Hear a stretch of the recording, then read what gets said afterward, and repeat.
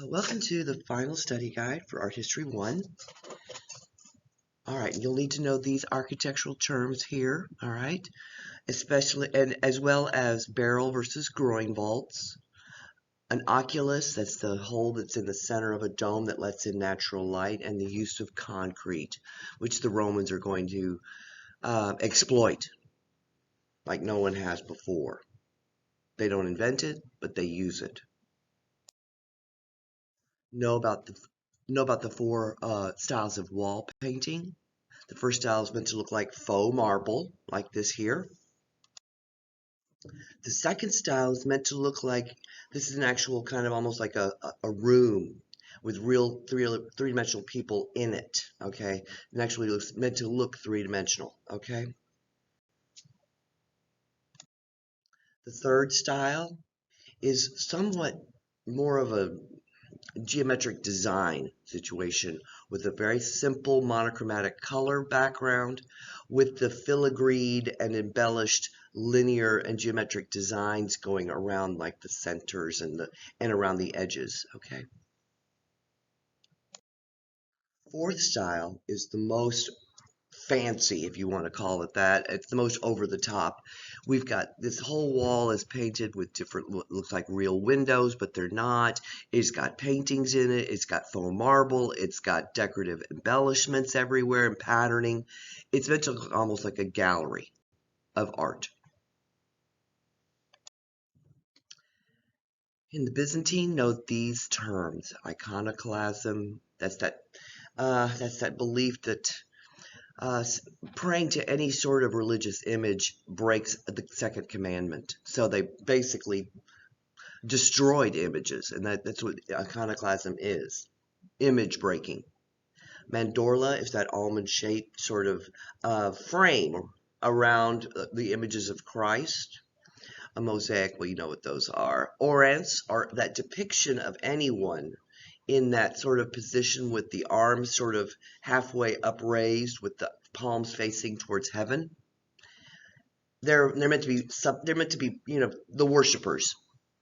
And Christ the Pantocrator, that's where he's in that, holding the book in one arm and got his hand raised with his fingers in that position.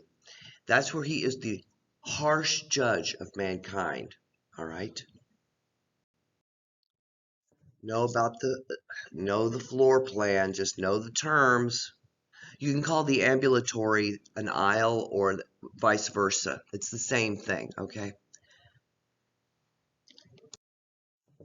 Remember the flying buttresses that came around the outside of the building, developed by Abbot Stouget?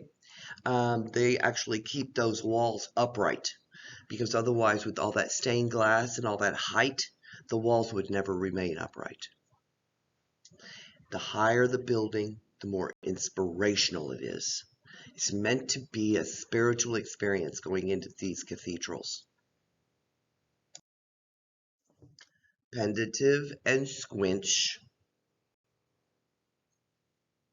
Actually, it's pendentive. Know the basic floor plan of a mosque. The Qibla is the wall that's facing Mecca, and set into the Qibla is the mihrab, which is the niche. It literally is like a niche in the wall, a little kind of like small recessed area. That is where the congregation is meant to pay towards, sort of like a little signal spot. The hypostyle hall, that's where all those columns are sort of under the enclosure of the roof, that you're meant to enter that space and be mesmerized. Get yourself ready for prayer. It's meant to be a spiritual experience going through all those columns. The minarets, those tall towers. The minbar is the pulpit. And the maskura is that sort of enclosed space. Usually it's somewhat see-through with a decorative wall there that you can, or screen. And that's where the imam or the leader, the king, the pasha, the aga, whatever part of the world you're in, they sit behind there. That's their special spot in the mosque. Here's the great Mosque of Cordoba. You'll need to know, I'm kind of just showing this. It's essentially a mosque since until about the year 1450, 1450, when the Muslims were ousted, and now it is a Catholic church. Okay. Here's the interior, and here's that hypostyle hall with the double corbelled archway. That means it's a double arch. That was done simply for two main reasons. One was originally this was a Christian church to begin with, and then it became a mosque, and then now it's a church again. But when it was a church, it was only as high in the ceiling space up to that first level of arches. Well, they wanted something a little bit more spiritual and a little higher, so they added that second level of arches and added that pattern on them, because it even increases the amount of sea of pattern that you're looking at with those columns. And it's meant to be it's supposed to heighten the spiritual experience as well as give the space more space, to be that way. So that's why they're double corbelled archways. The Great Mosque de Jenny. Remember all about the community-based part of this mosque, okay, with the yearly ritual of them remudding or replastering, rebuilding the walls. That's actually blessed by the town spiritual leaders who aren't necessarily, this isn't necessarily a Muslim ritual, okay. This is more tribal. It's more ancient even. So these are the tribal elders that actually begin the event, even though everyone in the country is really essentially Muslim. They climb those torons, which are those wood posts that stick out, and they actually, race to the top to be able to be mudding at the very top. That's a great blessing for the rest of the year for that person. The men do the replastering, and the women supply the material, essentially. And it's a community event that brings everybody from around the whole region, the country, to this area. It started as a Dogon actual spiritual site, magical site, an ancient tribal one, and then was transformed into a mosque. That's often the case with mosques. They take on the architectural styles and the tastes and the needs of the region and the people that it's serving. And in this case, it's made with literally the material that's plentiful here in this very southern part of Saharan Africa, which I can tell you has very few trees.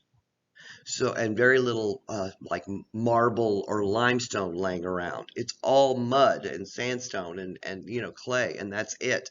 So this is meant to build with the materials that are really there and to the people's tastes. They think this structure is beautiful to them, and it is. And it's also got another more practical aspect in it. This medium and this material that this building's made out of is cooler in the summer and warmer if it ever gets cold there. And when it gets up to 45 degrees Celsius, which is 115 degrees, you want something that's going to keep you a little cooler. So that's a great use of that kind of thing. There's no mistake that adobe is used in the American Southwest. It's the same reasons. Art and community here in the Gothic cathedral. This is Notre Dame. You can see the flying buttresses on the outside. But this was not only meant to be a spiritual site, which of course we're talking about the age of faith. It's very important here. But it's also meant to be where people get their education, where people come for refuge, where people come to visit, to see the site. Pilgrimages are being made at this time. So it supports the town people by bringing them commerce as well. It's a great money-making venture for the church. It supports them as well because people pay to come in, and they leave offerings, and they leave money at different altars, and they buy prayer candles. They do all kinds of things that help support the church. But this is a really art and community-based site as well. Same thing here with this cathedral in France. And it is, again, a site of one of the pilgrimages. It's filled with stained glass. And look how embellished it is on the exterior with all the sculpture and all the patterning. It's meant to inspire, instruct. The Doryphoros of Polykleitos. Polykleitos developed this canon of artistic laws that the Greek artists will follow, period. It sticks to this, they are going to stick to this mathematical proportional system in portraying the human body, in their view, most idealistically. This is not a real person. This is an ideal.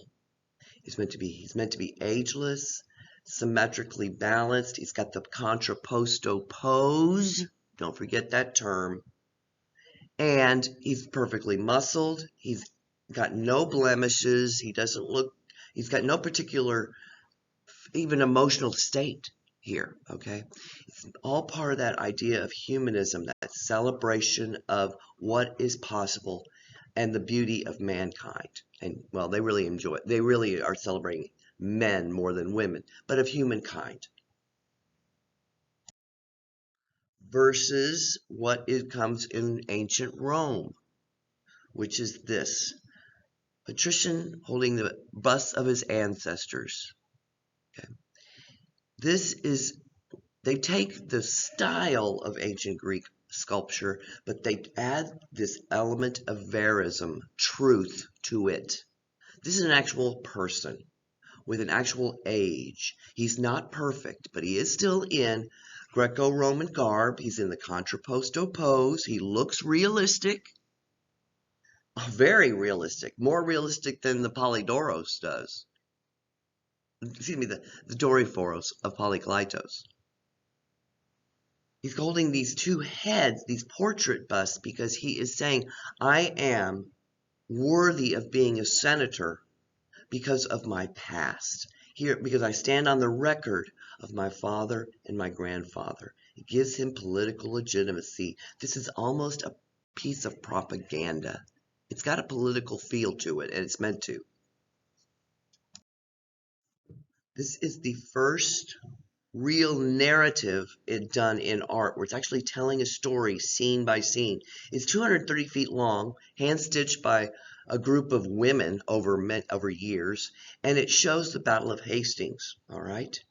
And it starts at the death of a king, and then when Edward comes over at the Battle of Hastings from France to take over England, and he wins in 1066. This talks about that whole battle and everything. The Byzantine. After the fall of Rome and the moving of the capital of Rome to Constantinople, this is the way art looks. It takes its inspiration from Islamic art, Celtic art, and it's also meant to deny the body, to save the soul. These figures do not look like they're in a realistic space. They look flattened. Their clothes are draped on flattened bodies. It's not meant to look realistic. It's meant to be instructional and inspirational and beautiful. This is actually the emperor of the Byzantine himself, one of the famous ones, Justinian.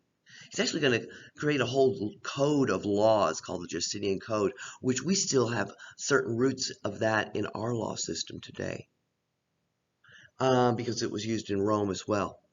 He's actually a part of the communion service here.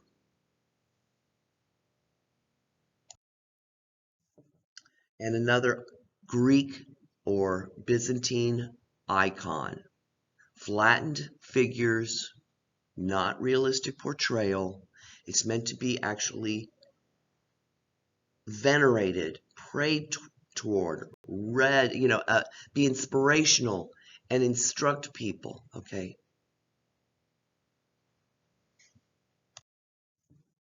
Here's another early Greek icon. Well, 1100, so it's kind of late Dark Ages, but anyway, it's a Byzantine icon. Notice how the folds of all of their clothing look decorative and flattened, more like pattern than realistic forms. Does that make sense? Christ we see here holding the Greek Orthodox cross,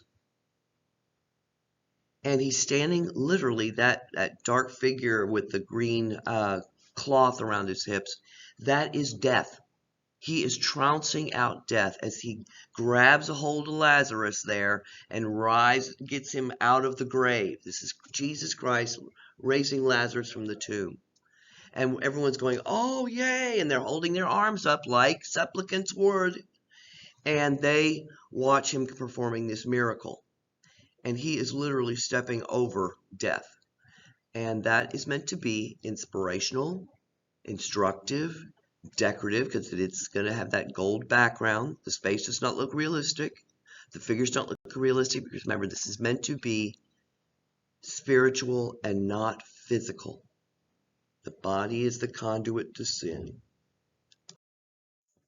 But at the very late Gothic in the West, somebody is going to emerge that's going to change art completely, and that is Giotto. This is his version of Christ raising the dead 200 years later. This is in the West, though. This is in Italy. And notice how three-dimensional the figures look in an actual landscape that isn't filled with a gold background. It's actually got a sky and trees that we can actually almost believe sit on that mountain. This is another Christ raising Lazarus from the dead. And you can see the different, look at, Lazarus really looks like he's a cadaver in this piece. He literally has not been reborn quite yet. And notice how different the characters all look at it. They're starting to have their own individuality. Three-dimensionality. The drapes, the clothes actually go around the form of the body. This is the rebirth. This is the beginning of the Renaissance. The rebirth of humanism. A rebirth in all kinds of things. That's what Renaissance means.